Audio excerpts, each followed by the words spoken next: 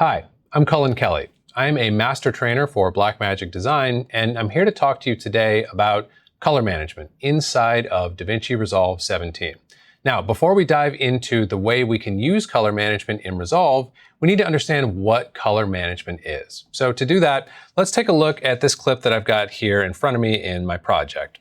Now, as you can see, I currently am looking at this image in a sort of flat log state. So the contrast is very low, don't have much saturation, and I generally need to get it into a more vibrant place before I can really begin to do anything else. One way that I might approach that task would be to go down here into my primary section and begin to manipulate my contrast and my pivot, maybe my saturation or my lift and my gamma and my gain, and really just dial things in by eye until I'm starting to get an acceptable visual result.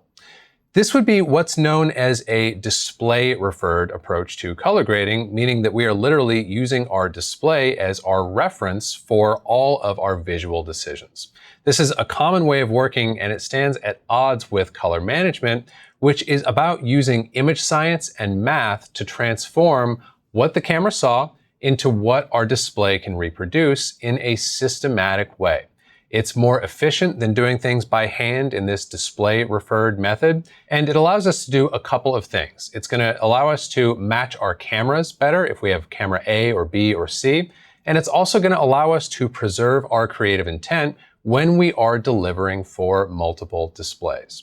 I'm going to reset my grade here for now, and I want to dive into how we can tackle this grade using a color management approach. So now that we understand the purpose and the function of color management, let's talk about how we can actually employ it inside of DaVinci Resolve. There's a couple of different color management frameworks or solutions available to us in Resolve, and these include ACES, or the Academy Color Encoding System, as well as Resolve Color Management V2.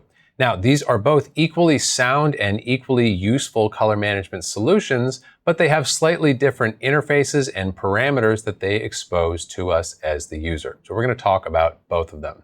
We're also going to touch on Dolby Vision, which, while it is not a color management solution in and of itself, it is part of an ecosystem of color management in which we are mastering for HDR as well as SDR displays.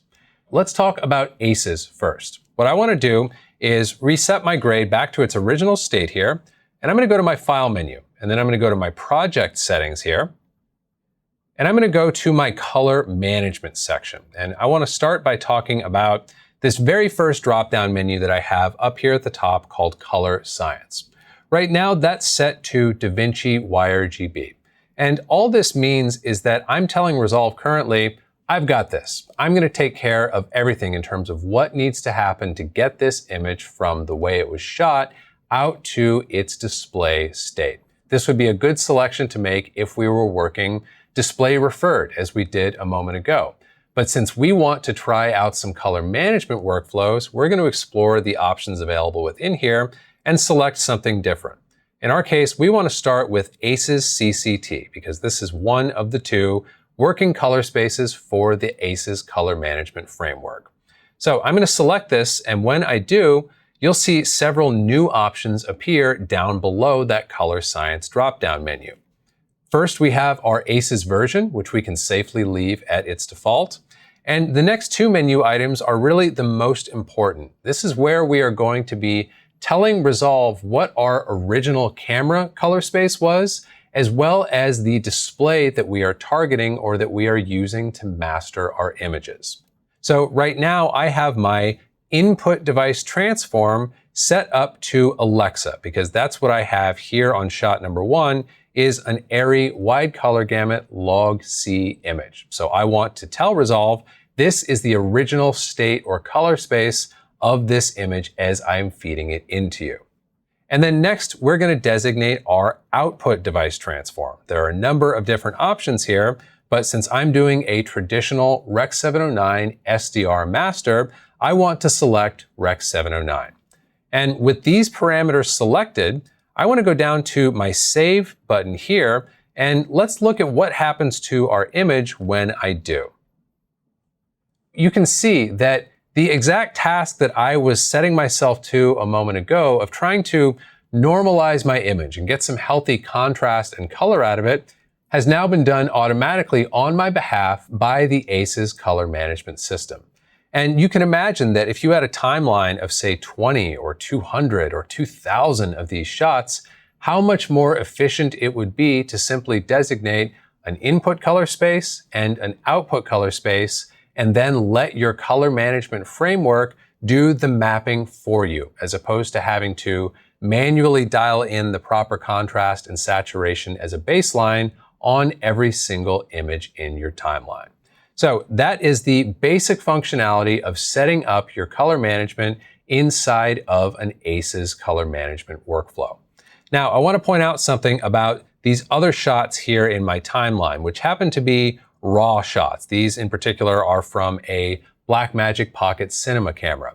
Something that's important to know about ACES or Resolve Color Management is that when you are loading in a raw format into your project, your color management solution is actually going to pick up on the fact that that media is raw, and it is automatically going to input map it appropriately into your color management pipeline. So I just want to point out to you guys, let's go back here to shot number 1 and go back to our project settings and observe that if I change my input device transform, let's do something drastic. Let's say like Rec 709.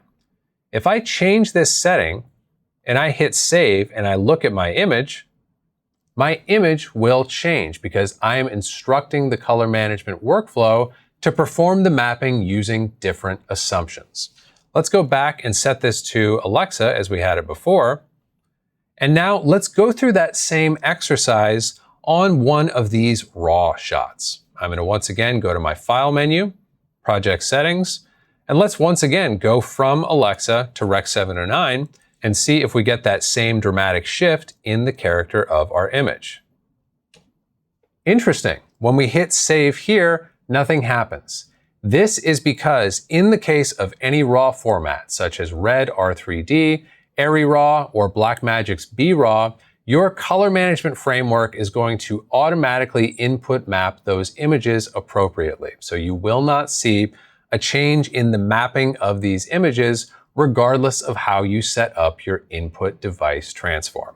This is only the case with raw formats. With any other format of image or clip that you bring into your project, you want to make sure that it is being mapped appropriately from its initial state.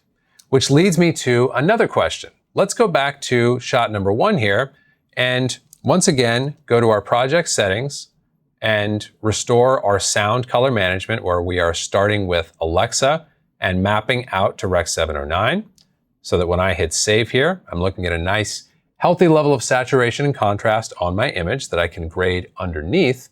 But let's now observe another question, which is this.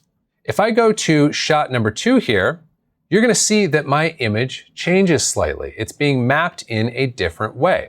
But isn't the point of color management to give me a common foundation rather than images which are mapped differently? Let's now take a look at shot number 2 and observe that there's actually a discrepancy between these images and the way their contrast is being mapped out to Rec 709.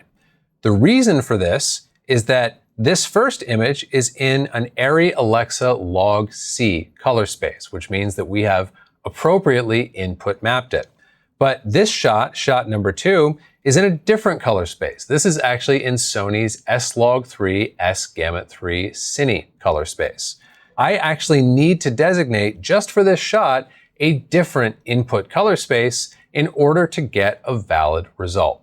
So I can do this within ACES by right-clicking on the thumbnail for a shot and just on the basis of this shot saying, hey, I want to change my ACES input transform. It's fine for all of my other shots to take the default value of an Alexa color space, but in this case, I want to designate a different input color space. And because I know that this is Sony S-Log3 S-Gamut3.Cine, I'm going to make that selection here. And you'll now see that if I flip between shots 1 and 2, I have an identical reproduction. And this is a perfect example of the power of good sound color management, which allows you to map material from different cameras into a common starting point so that you can focus on the creative rather than the technical aspects of your grade. Now that we have discussed the ACES color management workflow, let's move on and talk about another color management workflow available to us here in Resolve Color Management V2, which we can access in the same section of our project settings where we were a moment ago. So if I go to my File menu and my project settings, and I go to my color management section here, I now want to return to my color science drop-down menu, and I'm this time going to select not DaVinci YRGB and not one of my ACES flavors, but DaVinci YRGB Color Managed. And when I do, we're going to see that our menu items underneath change once again. Now, by default, we have this Resolve Color Management preset option, which gives us a very convenient way to quickly get our color management set up. I'm going to go to DaVinci Wide Gamut. And you'll notice that when I am using this preset, I actually don't have a drop-down menu for setting up my input color space. I'm going to need to do that at the individual shot level when I'm working with these presets. However, I do still need to set up my output color space, which is currently set to Rec. 709 Gamma 2.4, and that's a good default when we are mastering for standard Rec. 709 SDR material. With these settings selected, let's once again save and observe how our image is going to change. Whoops, what happened? We're back to a flat, log, low contrast, low saturation image. What's going on? What's going on is we have yet to set up the input color space of the shots here in our timeline, because remember, we're not setting those up at the project level when using our presets inside of Resolve Color Management. What we need to do next is right-click on our image and go to Input Color Space. You'll notice that the language has changed ever so slightly from our ACES workflow, where we were designating an ACES input transform. We're now designating an input color space. Same thing, different name. With our input color space, we now need to scroll down and select sgamut3.cine/slog3. And once we do, you're going to see that I once again have a nice normalized image with healthy contrast and color. And same thing here on shot number 1. I would want to right-click on this shot and select an input color space of Log C, which I already have here. These images have now been successfully normalized and mapped inside of my Resolve Color Management workflow. And once again, I just want to point out that all of my raw material taking place here later in the timeline is automatically being mapped for me. And in fact, I don't even have the option of changing my input color space because Resolve has me covered. It is automatically correctly mapping that raw image into my color management workflow. Thus far, we've talked about a couple of different solutions for color management inside of Resolve. I now want to go a little bit deeper into Resolve Color Management and talk about some of the extra tools and parameters that are available to us if we wish to exert control over them. So let's go back to our project settings under our File menu and return to our Color Management. And I want to pay closer attention now to my Resolve Color Management preset. You'll notice that we have a couple of good, sensible presets which exist to help us get our color management going quickly when we're working in Resolve. However, there may be instances where we wish to exert more granular control over the way that we are shepherding our image from its original camera negative state out to our display. And with Resolve Color Management, we have an extensive set of options available to us for controlling that journey. If I go down here to my custom preset option, you're going to see that I have a number of different parameters exposed to me. And it's okay if you don't understand what all of these are all at once, because there's quite a few here. And the best thing that you can do in terms of getting more comfortable with what these do is to simply experiment and spend some time with them. But I want to walk you through what each of them does in broad strokes here today. We have an input color space, which, as we discussed a moment ago, when we are in a default preset here, we don't have the option of declaring at the project level at all, but we now can. So let's say that we had a timeline full of Log C material and we didn't want to do what we were doing a moment ago of right-clicking on each thumbnail and saying, hey, this is Arri Log C. We would want to choose the custom preset so that we can explicitly designate an input color space for all of our shots without having to manually tag each one of them. So in my case, I'm going to select Arri Log C for this. Next, we have a timeline color space. Timeline color space is a more advanced consideration within color management, so I would encourage you to leave this at its default of DaVinci Wide Gamut Intermediate unless you're more experienced and you have specific reason to select another color space. Timeline working luminance is also another more advanced aspect of color management, which is essentially allowing us to control the peak luminance of our image as it moves from its high dynamic range acquisition state and into its lower dynamic range reproduction state. Again, I would encourage you to leave this at its default value of HDR 4000 unless you're more experienced and you are seeking to get a different visual result. Next, we have our output color space, which we've already set up. Rec. 709 Gamma 2.4 is the standard selection we would want to make here when we are mastering for SDR Rec. 709. Next, we have our limit output gamut. Again, a more advanced option that you can safely leave at its default unless you have specific reason to change it. And then we have our input and our output DRT. Again, more advanced options, very powerful options available to us when we want to customize the tone mapping aspect of our color management, but something best left at its default until you reach a point where you are trying to get a different behavior than you are seeing with your default settings. So these are some of the additional options which are available to us inside of Resolve Color Management. This is a more extensive set of options than we have available to us inside of ACES, and this can be a good or a bad thing depending on your experience level and on your project's needs. If you wish to exert more control over your image and you really need to sculpt every aspect and contour of the color management pipeline, you might wish to go with Resolve Color Management. Conversely, if you wish to get something on its feet more quickly, you might choose to go with one of the presets here in the preset drop-down menu, or to use ACES, where the number of parameters that you need to control and set are more limited in their scope. So this is an overall introduction to some of the more advanced options available to you within Resolve Color Management.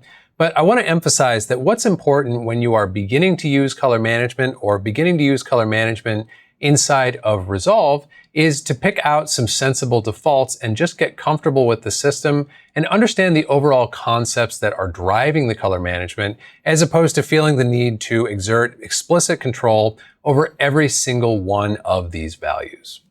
And now that we've talked about Resolve Color Management as well as ACES, it's time to discuss what the real practical difference is between the two, because I hear the question a lot, which one should I use? Which one is better? And it may not surprise you to learn that there's no simple answer to that question, but we can make a meaningful comparison of the two. And the best way to begin that comparison is to make a visual comparison of what ACES will do for us versus what Resolve Color Management will do for us. I'm going to return my color management preset to my DaVinci Wide Gamut preset for now, because I don't need to have all of those extra options available to me at the moment. Once I do this, I'm going to hit save, and I want to go back to my timeline here and just take a look at my images. I'm going to grab a still of image number 1 and a few other of the images here in this timeline, because I want to make a comparison to what I'm seeing here inside of Resolve Color Management versus what I will see in an equivalent setup inside of ACES. So now that I've grabbed these stills, I'm going to go back to shot number 1. Once again, go to my project settings, and I'm going to switch my color science back to ACES CCT and ensure that my input and output transform values have remained where I want them to go. And when I hit save here, I want to now go to the still that I saved up here and compare one to the other. I want you to notice that even though I have equivalent pipelines set up here that are accurately mapping me from what the camera saw into what my display can reproduce, I'm actually getting different visual results. This isn't a design flaw or a problem or a question of which is more accurate or less accurate.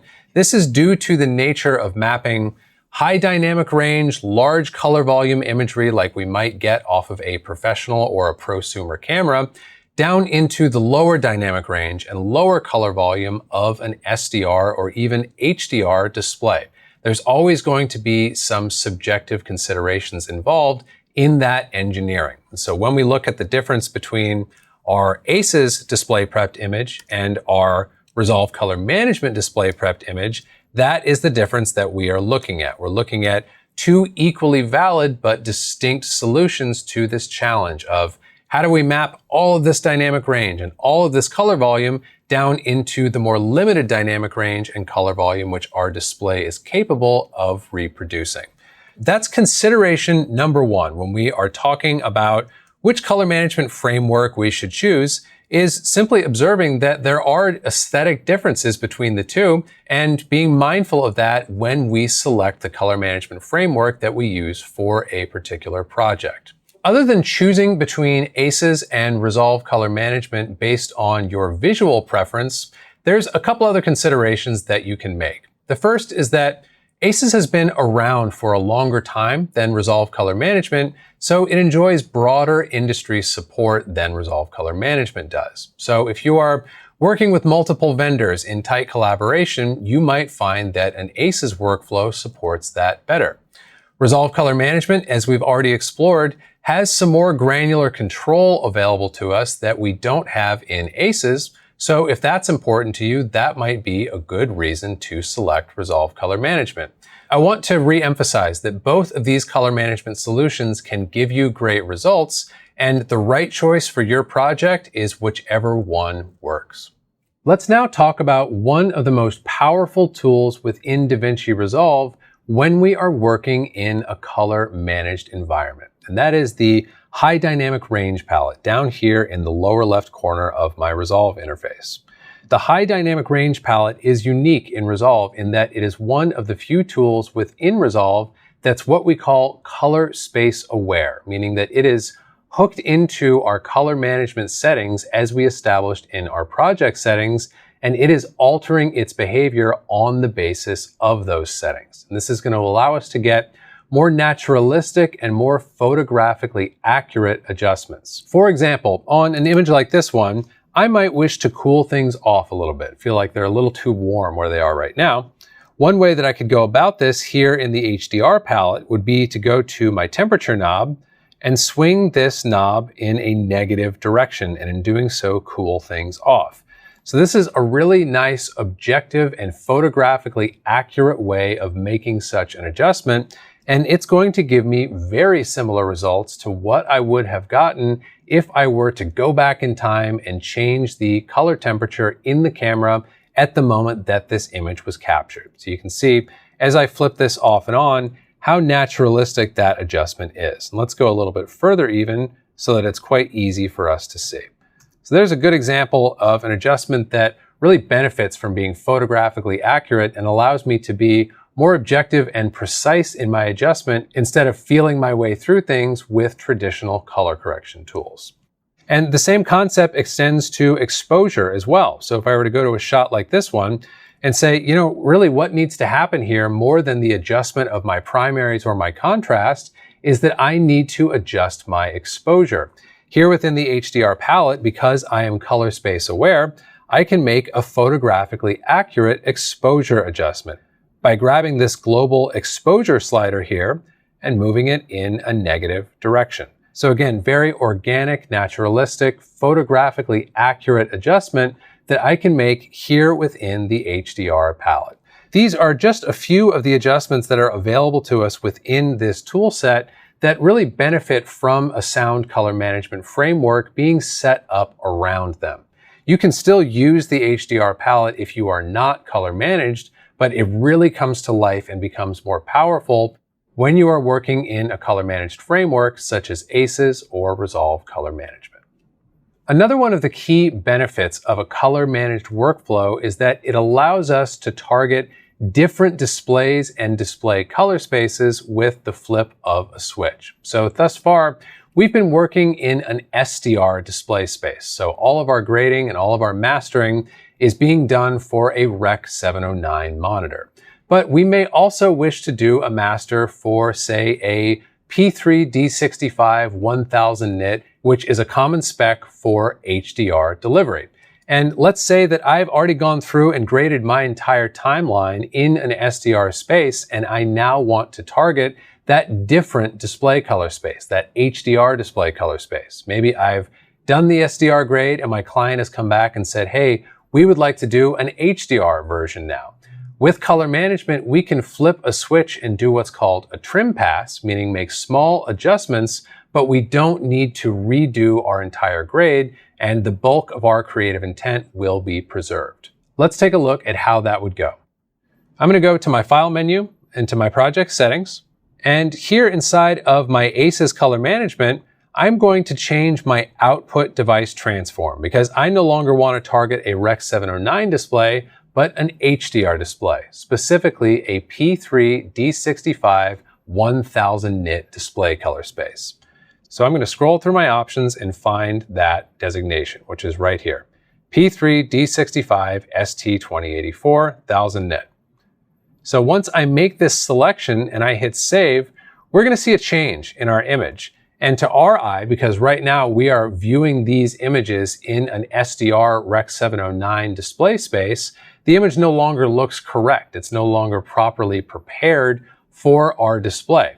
But if I were viewing this image on an HDR reference monitor, I would now be looking at the correct preparation for that monitor. And all I would need to do from here in terms of delivering my graded master for that new secondary display color space would be a trim pass in which I go through each of my shots and ensure that my creative intent has been well preserved in that translation from my original display color space to the new display color space that I'm targeting.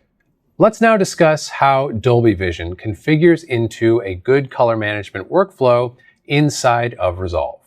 So we've just done a workflow where we were starting with an SDR graded master and then mapping that up into an HDR display color space.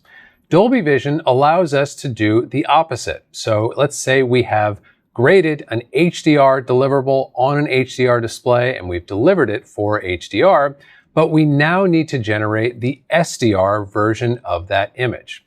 As we've just learned, one option for that would be to go into our color management settings.